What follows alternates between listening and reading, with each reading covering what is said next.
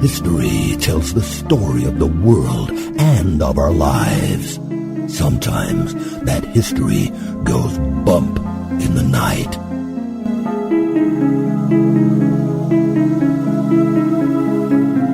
Broadcasting from the center of oddity and the supernatural in Central Florida, it's the History Goes Bump podcast. Hello, you spooktacular people, and welcome to this 26th episode of the History Goes Bump podcast. Ghost Tours for the Theater of the Mind. I am your host, Diane. And this is Denise.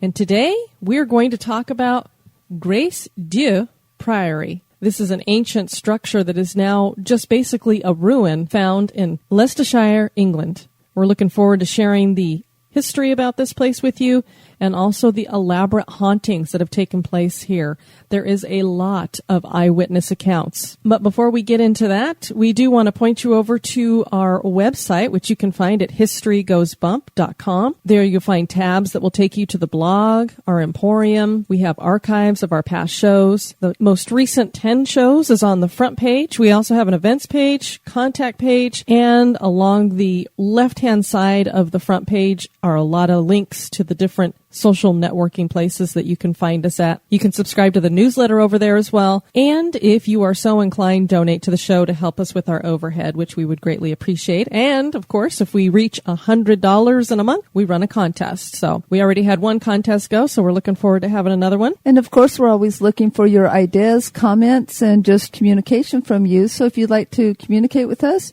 you can simply email us at historygoesbump@gmail.com. We do want to give a special shout out. Some of you did heed the begging that we've been doing about getting some reviews for the show. And we wanted to let you know that we greatly appreciate those reviews that we've gotten. Apparently, Denise is going to be getting me some Depends because, indeed, I pretty much wet my pants. I was so excited about the reviews that we got. I want to thank Mary for sending in her 5-star review. We greatly appreciate that. And she told us that she really loves the mix of the history and ghostly tales. Lots of fun, odd info, too. I love looking up that stuff. It's a great thing. Patient number 9, who possibly might need a stay in one of these sanatoriums that we've been talking about. I mean, patient number 9, where is that coming from? I think I know where it's coming from. Great review. History made fun. Talks about what a great concept it is and how we make sure that we are getting all of the facts. And when we don't have all the facts completely, we let you know, too, that this is a little bit questionable and that we're not just true believers right from the get-go. And then the one that really touched us both is this review that we got from Belle. We want to thank you very much for this, Belle. It actually brought tears to my eyes. I've been doing podcasting for many years and never got a review like this. So just wanted to let you know how much we appreciate it, and I want to share it with the audience. Hi, Diane. Hi, Denise. I've been wanting to write a review of your podcast for ages, but I decided that it is time since Diane promised to wet her pants and Denise is prepared with Depends. Regardless, I love your podcast. It is informative and interesting and, well, incredible. You guys make me laugh and totally creep me out. I get so excited every time you put out a podcast, and I thank God for you continually. It would seem weird to say to any other podcasters, but I know you guys understand how connected you can get to the people who you listen to on the internet. I feel like I know both of you, and I see you as friends. I do not know where you both stand on the existence of God, but I'm a Christian and believe in Him. I thank God for you both all the time because of how He uses you in my life. I've been battling a lifelong depression that has threatened to destroy me over and over. You guys make me laugh. You make me feel better. I know God uses your kindness to help me through this. So I thank you both for your love and kindness, and last but not least, your marvelous podcast. Thank you for being a friend to me. Please continue your podcasts. I would genuinely miss you. Well, we have no intention of quitting doing this. We do absolutely love it, and I'm glad that that comes across in our podcast. And Belle, you definitely are a friend. We think of all of our listeners as our friends, and that's kind of what we're out here to do, is touch people in this way. And I certainly didn't expect to get a response like this to our show. We both, and I'm doing this by myself because Denise is out of town while I'm doing the final edit on this show, but I wanted to get this up right away. So believe me that Denise feels the exact same way. And just to let you know, Belle, Denise has been through depression herself, so she completely understands where you're coming from. As for the whole existence of God, well, we're both Christians, most definitely. And you'll probably get a little bit of a taste of that later on this month. We're planning on doing a bonus cast that's going to talk about the Bible and ghosts, because a lot of people may not know that the Bible actually does talk about ghosts, and that doesn't generally say that there is no such thing. It might actually support the fact that there is. Of course, we won't know until we really do reach the afterlife exactly what happens. It's been kept kind of a secret from us, but we definitely know where you're coming from there, and we just thank you so much, Belle, for that review. All right, now that we got all that business stuff taken care of, let's go ahead and move forward with the show.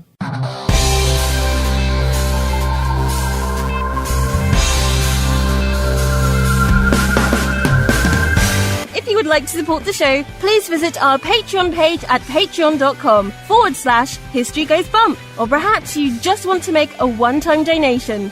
Click the donate button on our website at historygoesbump.com.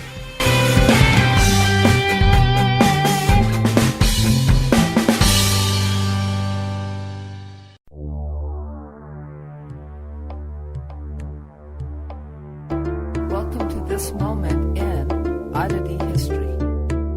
Located in the Nazca Desert of Peru are unique and peculiar designs that have been carved into the reddish earth of the area, leaving behind white lines that form the Nazca Lines.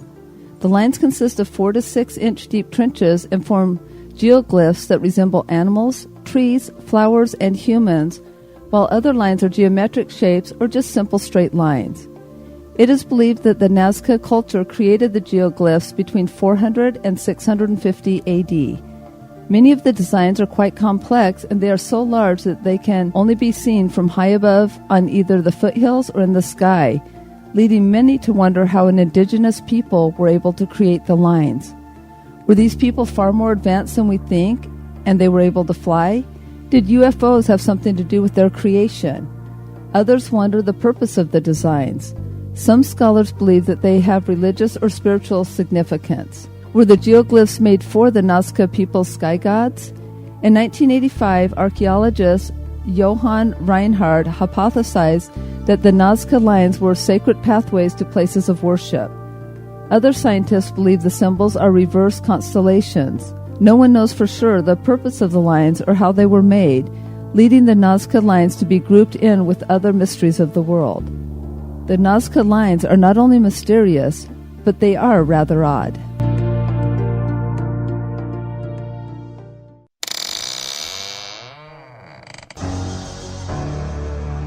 Are you afraid of the dark?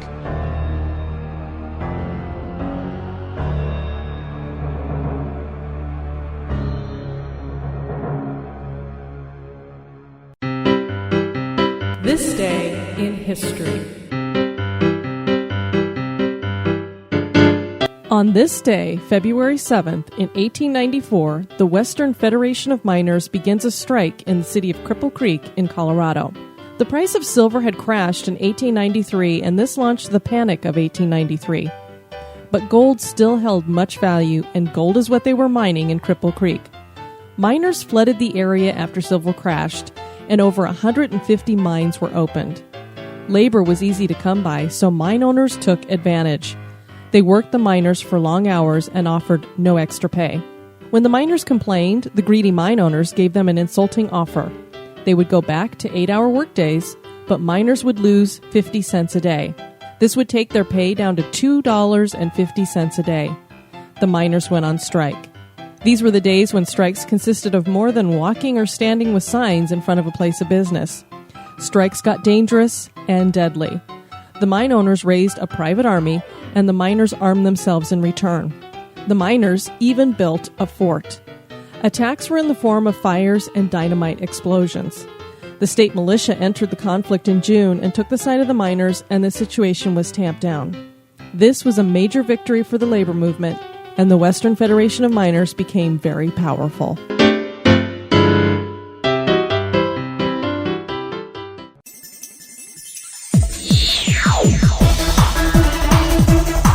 You're listening to History Goes Bump. In Leicestershire, England, the ruins of a religious settlement can be found that was once the Grace Dieu Priory. Despite the fact that not much of the stone structure still stands today, people from all around the world come to visit the site for various reasons. Some are tourists interested in the history. Other visitors are interested in the esoteric and come to the ruins seeking the spiritual. They believe the ruins lie on top of ley lines. Still others come because they're interested in things unseen. Reportedly, the stones of the priory are not the only vestiges still here. The spirits of those who have come before seem to remain. Grace Dieu Priory is haunted. Grace Dieu Priory was established as an independent monastery of the Augustinian order. This order was named for Augustine of Hippo. The order was split into different factions, one of which followed the Roman Catholic religion and was called the Rule of St. Augustine. The members were strictly female. These women formed different communities of Augustinian nuns. One of these orders came to live at Grace Dieu Priory, and they were called the White Nuns of Augustine. They were the only order that had that name. The priory was founded by Rohis de Verdun sometime between 1235 and 1241. Rohis was born in 1204 in Staffordshire, England. Her father was Nicholas de Verdun, and he owned a large amount of land around Belton. The land that the priory would be built upon was originally given to Nicholas by William Wasneys, who was the lord of the manor of Osgathorpe. Rohis gave the land for the building of Grace Dieu Priory, and Bishop of Lincoln gave the priory its charter in 1241 and dedicated it to the Holy Spirit and St. Mary. Rohis died in 1246, and she was buried in the priory chapel. An eternal light was kept at the tomb. The tomb, including Rohis' body, was moved to the parish church at Belton during the dissolution. The priory grew to be rather large with 16 nuns. I don't know if I would call that rather large, but I guess at the time, 16 nuns was a lot in one location. These 16 nuns were living at the monastery, and a hospital was built next to the priory. The nuns were forbidden to leave the monastery. The priory was never wealthy, but it was undervalued in 1536 by the king's representatives, which put it in danger of being closed. It was given a reprieve that ended in 1538, and the Grace Dieu Priory was dissolved. William Wordsworth wrote of the priory, quote, "Beneath yon eastern ridge, the craggy bound, rugged and high of Charnwood's forest ground, stand yet, but stranger, hidden from thy view, the ivied ruins of forlorn Grace Dieu.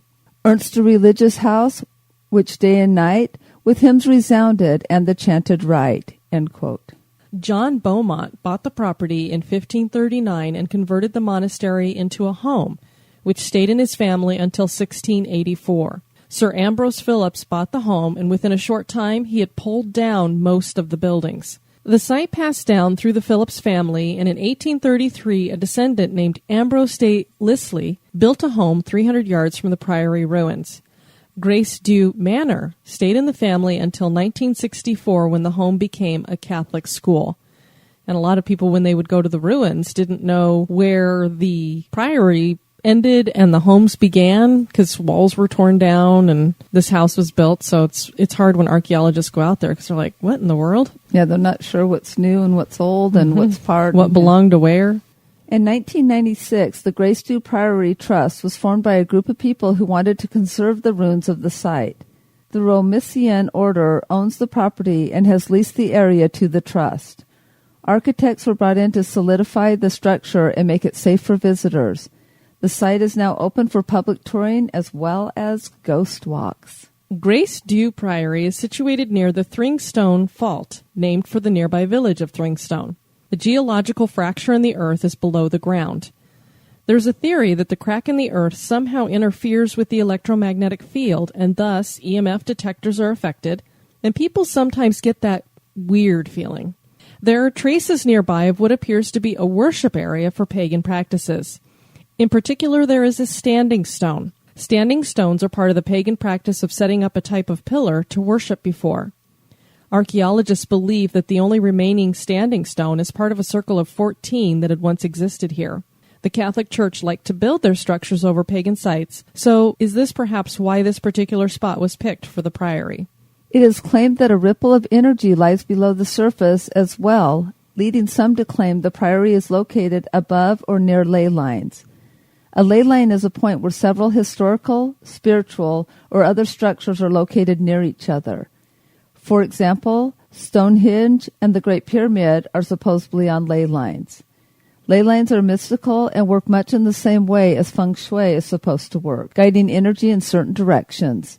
These lines crisscross the globe, and they also have been connected to unexplained or supernatural occurrences. Ley lines are sometimes described as pathways that have been tread many times, like the Oregon Trail in America. Corpse roads were these lines that wove the same path to the cemetery. Is it possible that residual hauntings are following these well-worn pathways? And if something is built over the ley line, would that cause a ghost to haunt that place? All of this is purely speculation, but interesting to consider since Grace Dieu Priory has many tales of haunting experiences. One such tale originates in the 16th century. A nun named Agnes Litherland had become pregnant. Whoa. Mm-hmm. You usually shouldn't say nun and pregnant in the same sentence. This was quite the feat since nuns were supposed to be celibate, and these nuns, as you heard earlier, were restricted from leaving the priory. Agnes gave birth to this illegitimate child. The child was drowned in the nearby pond, and Agnes was punished by being walled up in a room in the priory. Whoa. So if the child was drowned by the church. Well, that's a great point. So it's okay to murder a child, but you got knocked up, honey, so you're in trouble. Okay. I'm not going to reason out the Catholic Church and some of its thinking, especially back then. But a side note here is that there has been information that Agnes was given a pension and asked to leave the priory. So why couldn't she just leave pregnant? I'm sorry, I'm still going back. I can't believe they killed a baby, drowning by no less, because a nun got herself pregnant. Well, and keep in mind, since I have this side note that I found when I was doing the research here, we don't know how much of the story is true. Was there really a baby that was drowned? Was she sent packing while she was still pregnant? Because it's a big difference between saying this woman got walled up in a room and she was given a pension and said adios. Okay. So I am not exactly sure what the truth is there. And there are people who say, well, somebody got walled up in the place. So I'm assuming these are, because again, this is the 16th century and we don't know. So did some psychics, were talking to somebody and they said, hey, I was a nun and I got walled up in this room. True. We just don't know. Okay. But there's definitely a ghost of at least one woman, if not two, as you're all going to hear. The ghost of a woman is seen wandering the property, probably looking for her baby. It's kind of like when I was having that discussion about the guy looking for his teeth. How do you know?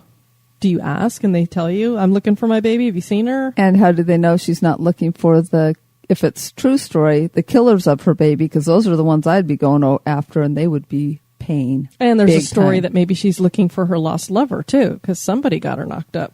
This is true. And remember that these nuns were called the White Nuns. So you probably will not be surprised to hear that this woman is called the White Lady. Or maybe we'd call her the Lady in White. Got one everywhere, as we like to say. The White Lady has no hands or feet in most of accounts told about her. Charlie Goh, a former worker on the grounds, tells a story from 1948 of seeing a nun dressed in all white wearing a wide-brimmed hat. The figure disappeared when Mr. Goh approached. There have been sightings of a woman in gray as well. A police officer saw a woman dressed in gray with a hood cross the road near the priory. She then disappeared. And a worker at the site once felt a woman behind him, but before he could turn around, he was pushed forcefully from behind. He turned white as a sheet and never returned to work. As mentioned earlier, Rohis de Verdun was originally buried at the priory, but her remains were disturbed and moved. People claim that this female spirit is faceless, and on at least 2 occasions, the specter has ventured across the road to a bus stop where a bus driver has stopped to pick her up, only to have her disappear when either of them opened the bus door. Is it possible that this woman in gray might be Rohis? And as I like to say, inquiring minds want to know, if you're dead, why do you care what happens to your gravesite?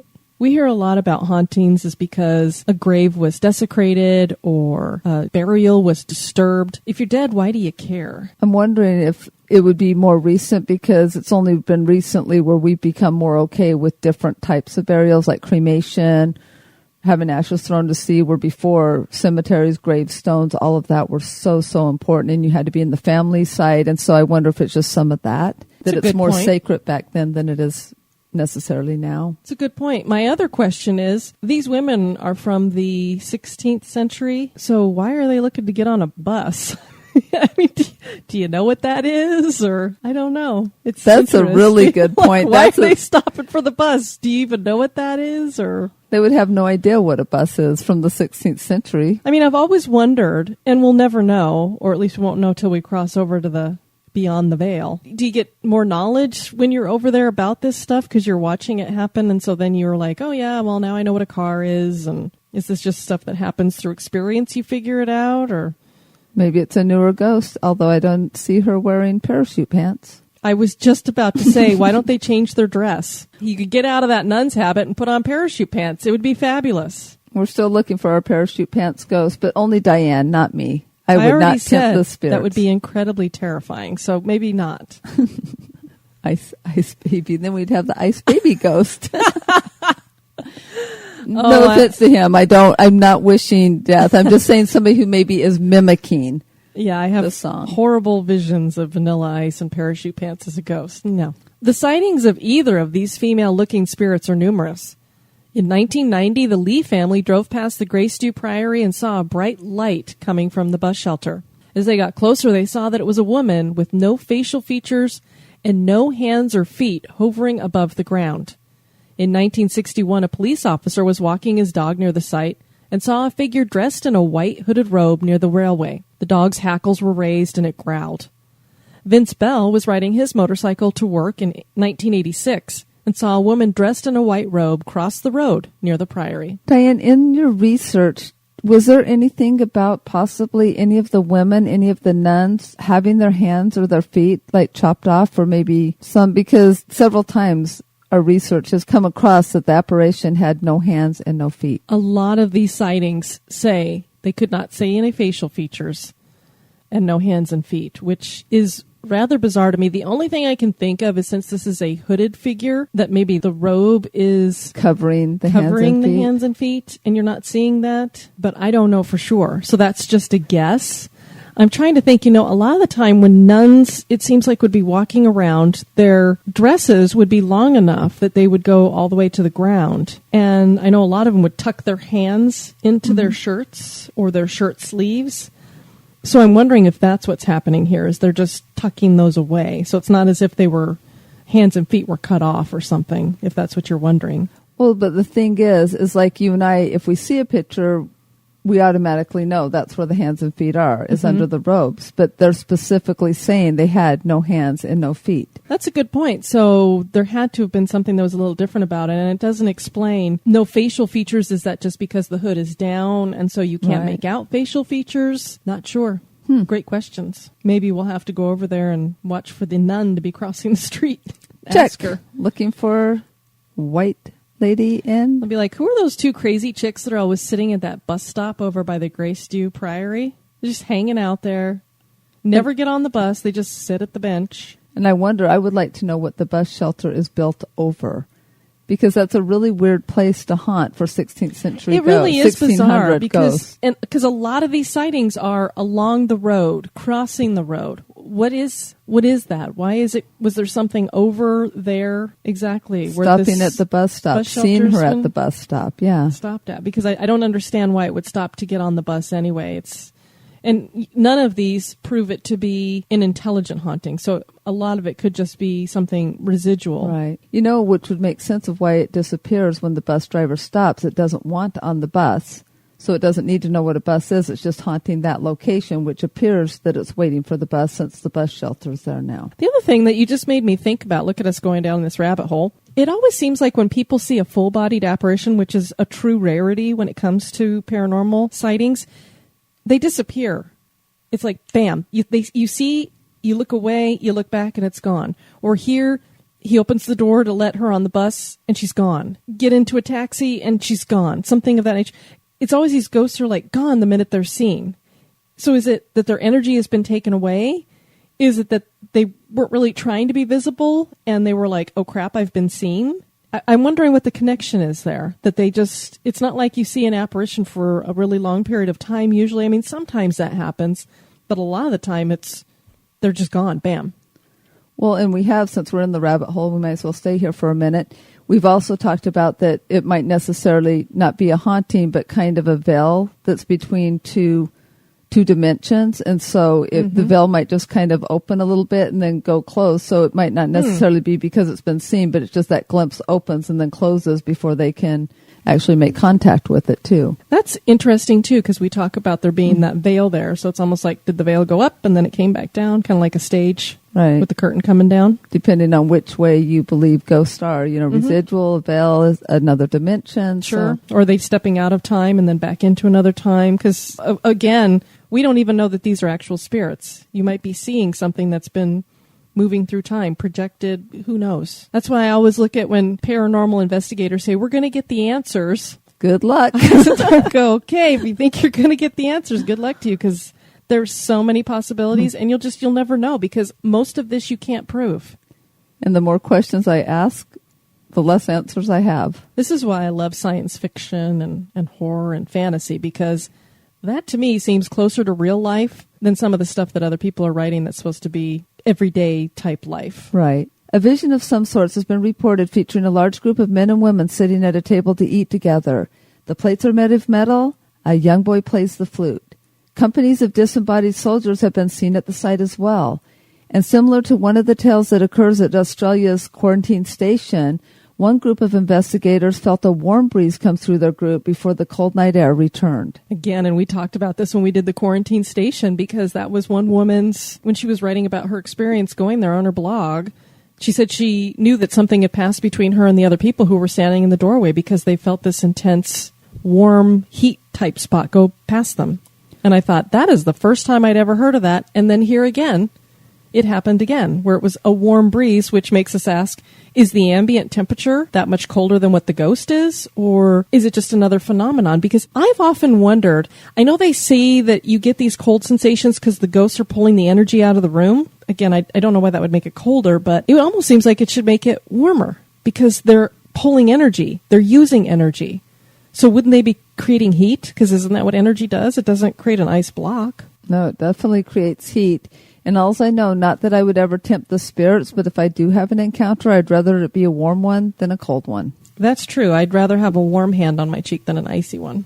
Ditto. People riding the Carnwood Forest Railway claim to have seen ghosts or felt sudden chills when stopping at the Grace Dieu station. Orbs and mists have been photographed on many occasions.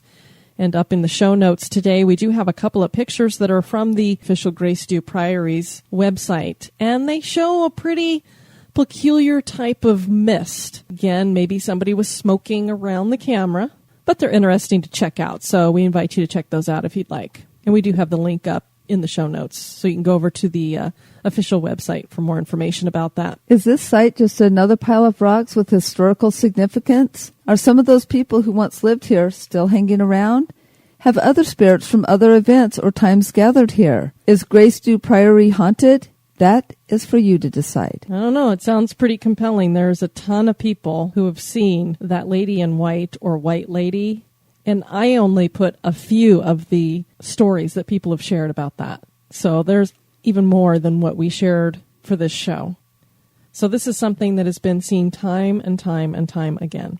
Now, I saw a lot of videos out there about paranormal investigations here using the ghost box and that kind of thing. And they found children there and all kinds of stuff. I don't know how much I buy into that. But it's just interesting that the main haunting seems to trace back to the nuns. Didn't see too much when I was doing research about the family who had lived here, and they lived there for, I would say, longer than the nuns. So it's just interesting that that family's obviously not haunting the place like the nuns are. We want to thank you for joining us for this show. We want to invite you to join us for the next show, which will be featuring Barron Hill Tavern in Philadelphia, Pennsylvania. And this actually used to be called the General Lafayette Inn. We'll be looking forward to sharing that with everybody on the next show. Absolutely. All right. I have been your host, Diane. And this is Denise. You take care now. Bye-bye. Check out the website at historygoesbump.com.